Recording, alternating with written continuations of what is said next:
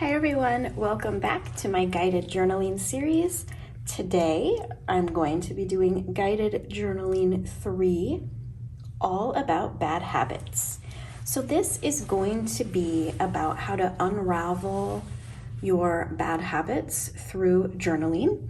I prescribe to the BJ Fogg Tiny Habits approach, and in taking this approach, it's important to remember that we're not cutting off a bad habit instantly. That works for almost no one. What we're doing is we're exploring through journaling all of the things we do that contribute to this bad habit and how we can kind of take one small step at a time and kind of dissect the habit.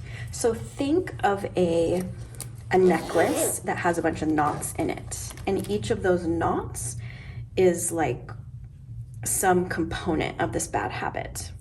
So why don't you make sure you have a journal and a couple of your favorite pens with you, and you can follow along with me on this guided journal. So I am going to use a couple of Sarasa Nano. Actually, I'll do these two colors I've been liking together a lot. And I'm going to use Sakura Pigment Holder. All right, so let's get started here. So the first thing I want you to do is I want you to write at the top of your page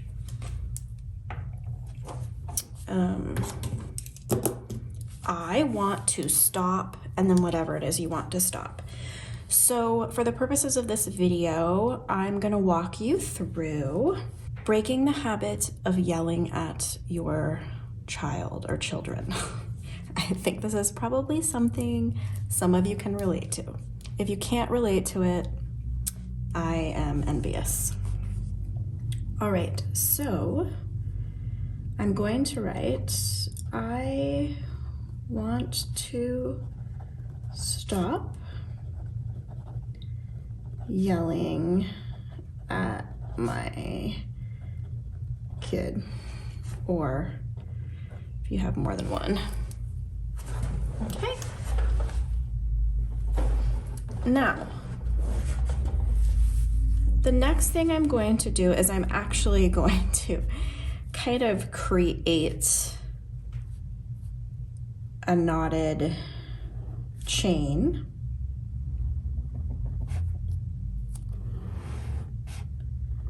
And you can, of course, have this look any way you want.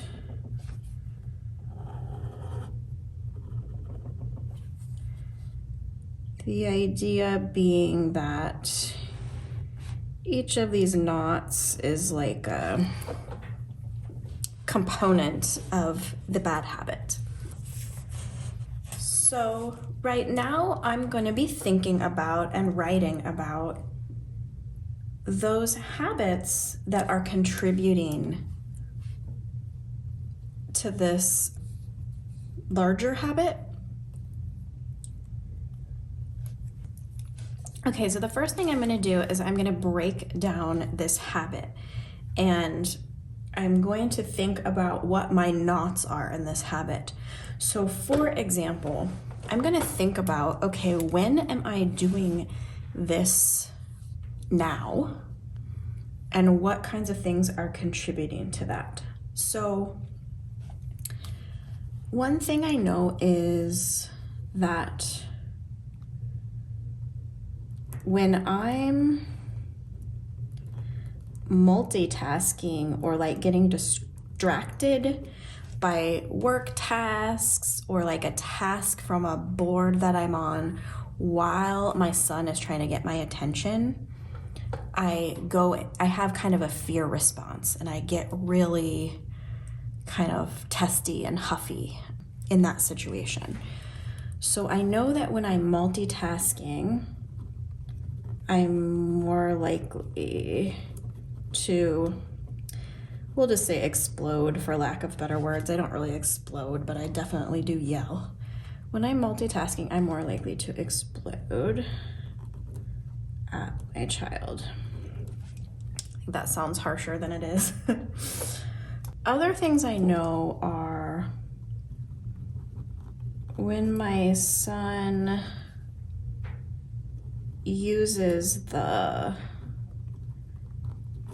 living room like a jungle gym. I'm more likely to yell. So I know that if I'm doing a daily meditation or a daily yoga exercise, that I am less likely to lose my temper. So we'll say daily meditation keeps tempered. I guess we can say at bay too. All right, so this is an example of something that I know that I could do that would improve this situation. So we want to be thinking about removing, avoiding, or ignoring the prompts. Now, obviously, I cannot take the experience of having a child out of my life, nor would I want to, but I can, say turn notifications off on my phone so that I'm less likely to end up in this multitasking situation. So we're going to be taking each of these knots and we're going to turn it into something a little bit more positive that we could be working on. And then we are going to start with, let's say, the loosest knots at first. One of the reasons you do that is because when you get success right off the bat, you are more likely to stay motivated and be inspired to continue. Now, a lot of people do not understand, like, if you have a big habit like this that you want to stop, people think like, oh, well, I can just demand to myself that I stop that and then start recording every day that I'm not doing this anymore, and then beat myself up for all the days that I do it. And therefore that beating myself up is going to provide motivation for me not to do it. Totally untrue. So, we do our best change. We are best at changing when we're feeling good. So what we're trying to do is come up with these knots and these ways to loosen them that can actually help us feel good. So kind of keep that in mind when you're thinking about your knots, and I'll show you, I'll take you through them and show you how I do that. But for now, let's think about more knots in this. So I want to think about how I can kind of redesign this interaction to make me a little more conscious of it. So like right now, I don't always apologize for yelling.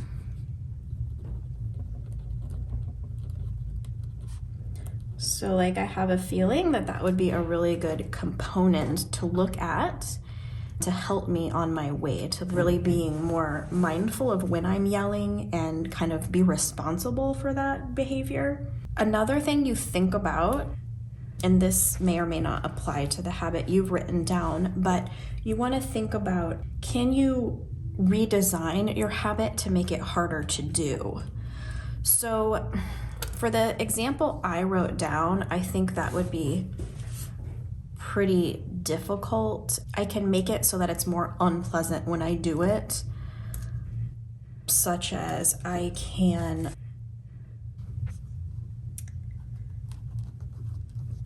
donate to a political party I don't like when I do it. You want to be careful about this kind of idea because it can put you more in the realm of like not treating yourself well. There is a fine line between being responsible for your actions and being kind to yourself, right? So we don't want to beat ourselves up about this. That's not the point of this. We want to think in terms of, hey, this is a habit I want to stop, and I would be respecting myself and those around me more if I'm able to do this. And so we want to have more of that sort of positive view about it. And I think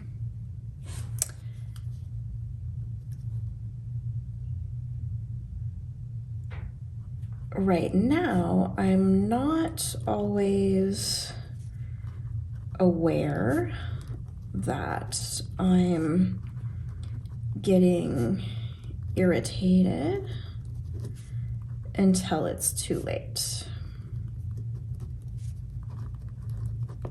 Okay. All right. So I've thought of some kind of knots in my habit necklace. And what I want to think about are, okay, so what is something I can do with these knots, and then pick the loosest one first. So this one right here, this issue of multitasking, I can turn alerts off on my phone. And then I'm way less likely to be distracted by some email where somebody's acting like something's an emergency. I almost never get contacted about actual emergencies. I'm not a doctor.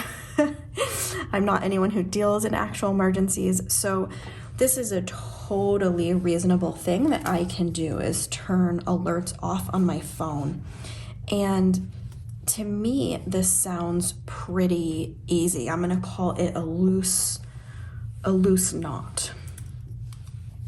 So I'm actually gonna take my little friction stamp, because I really like the idea of starting with this one.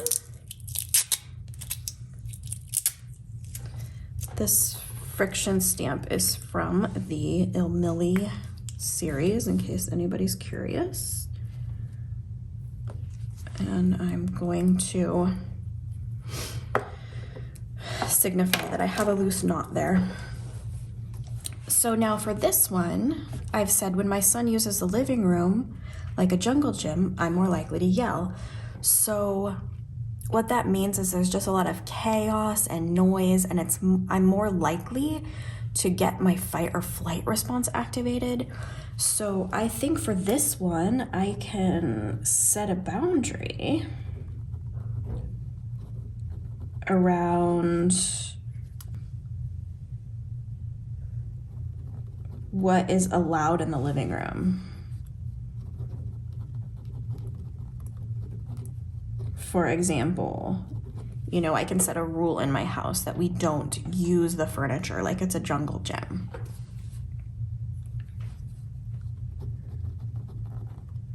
Seems totally reasonable to me. So this one, I think this one is really interesting, because I know that if I'm doing daily meditation or daily yoga, my temper is much more, it's not as likely to come out. Now, the issue with this one is that this right here is like creating quite a big habit in itself. So in thinking about the video I released last week, how to create a helpful habit, you could then do that whole process we did in that video just on this one thing right here. So you could do that right now, or once you get practice at it, you can kind of look at this and really kind of quickly break it down into something very small. So I'm gonna say My cue is when my son is being wild or loud. I'm gonna take 3 deep breaths or do some calm breathing. So I'm actually gonna use that, hyperactivity in my son as a cue to do this other thing. So rather than kind of exploding in anger, I'm gonna notice that he is acting like a little wild banshee and I am gonna take a few moments to do some breaths, some calm breathing. This is a way more doable thing to be successful at compared to, hey, I'm gonna start, making sure I'm getting my meditation in every day. If you're not already doing that, that's a bigger task for yourself. So we've kind of simplified what we can do about this one. Now this knot over here, I'm not always aware that I'm getting irritated until it's too late. This one's kind of related to this one because I'm gonna take that, like my son being loud, as a cue. So I'm not sure I need to explore this one too much more. Totally up to you how deep you go into each of your knots. This one is a really funny or interesting idea. I don't think I'm quite ready for it because I think I would just be failing a lot at first, and then I will just, it would make me want to give up. So this one over here, where I'm basically giving myself the opposite of incentive to do the, I would rather find something where I'm rewarding myself for not yelling. So I would be more interested in exploring that. And so maybe what I want to do here is maybe I want to put money toward a charity of my choice every time I stay calm instead of yelling. So does that kind of make sense? I'm like, that is just feels better to me. And for this one, I feel like this is another loose knot. Right now, I don't think I'm always apologizing for when I yell, and I feel like that's something really simple I could do. And the cue is so obvious because the cue is, hey, you just yelled. And you don't always know when you're about to yell, I don't think, but you know when you have yelled. So this is another, low-hanging fruit or loose knot that I could totally do. So I'm gonna write down apologize if I yell. So this is basically how I journal out about habits that I want to work on reducing or eliminating out of my life. I take a very small, gradual approach, and you just kind of celebrate your successes along the way. And I think you're way more likely to be successful compared to a cold turkey approach. And it's really quite a fun thing to journal about. And my husband and I have done these kind of exercises on date nights and stuff. So it's actually kind of a fun thing to do with your significant other. Now, a couple things I wanted to address. One of them is that I've been getting some guided journaling topic requests, and I'm definitely going to be covering those. So next week, we're going to cover one of the requests, which is to journal about why we aren't exploring or working on those creative things that we want to do, or at least we think we want to do. So we're going to work that out in next week's video. And another request I got was for both gratitude journaling and also just expressing anger or frustration through journaling. Now, so what I'm going to be doing for for next week is I'm going to be showing you how to do some thought modeling, which you can then use to apply to a couple of those different requests that I got. So we'll be doing that thought modeling next week. And I wanted to let you know you can put requests below. Obviously, you can also reach out through Instagram. That's a way to get directly to me. Our Instagram is at Tokyo Pen Shop, and I read the messages you send. I don't always read them immediately, but just be patient and I'll get back to you. Yeah, I think just keep your requests coming, because I really do want to make this something for you. And so I want to cover the things that you want me to. Well, I hope that this helped. If you got to the end of this video and you haven't started with guided journaling number 1, I highly recommend you go back and start there for a little more context. And I will see you guys for guided journaling 4 next week. Have a great week. Bye-bye.